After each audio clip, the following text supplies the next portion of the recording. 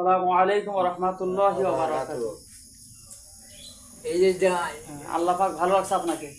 ভালো রাখছে। আপনি যে তরিকে একটা করেন, হ্যাঁ। আলহামদুলিল্লাহ, তরিকে নেওয়া কত বছর বয়স হলো বলেন তো?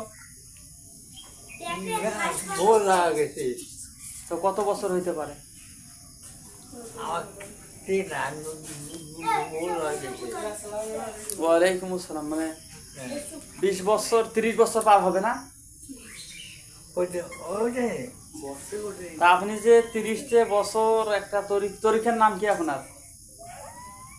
তোর নাম নাই কোনো নাম নাই? দেওয়ানবাগি তরিকে অথবা এরকম কোনো কিছু না? না। তাতে আপনি দোয়া দরুদ উজু গোসলের মাসালা মাসাইল এলে শিখায় কি? কোরআন শিখায় ওখানে ওখানে? ঠিক আছে, সত্য কথা বলবেন কিন্তু। সত্যি কোন সময় শিখায়? তার কিতাব আছে, হুম। বুঝলেন? তার কিতাব আলাদা বই করতে হবে। প্রিয় দর্শক দেখুন, এখানে কিন্তু উনি কিন্তু একটা কথা বলছে যে শিখায়, অথচ শিখায় না। এখানে যে বইটা আছে তালিম করে।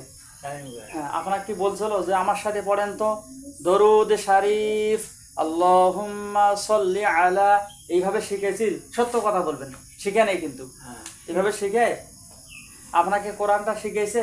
না, কিছু কোরআন তো শিখে নেই। হাদিস শিখেছে তাও না, শুধু খালি যান একটা মিলাদ পড়েন আর একটা টান দেন, কথা বলেন, ঠিক কিনা? তাহলে আপনি এতদিন এত বছর তরিকা করি কিছু শিখেলেন না, শিখিলেন না, তাহলে ওই রকম তরিকা করে লাভ আছে না নাই আপনি বলেন? নাই তো। তো ওই রকম জায়গার যদি লাভ না থাকে, তা যে সমস্ত জায়গায় লাভ আছে ওই সমস্ত জায়গায় যাওয়ার দরকার আছে না নাই বলেন তো?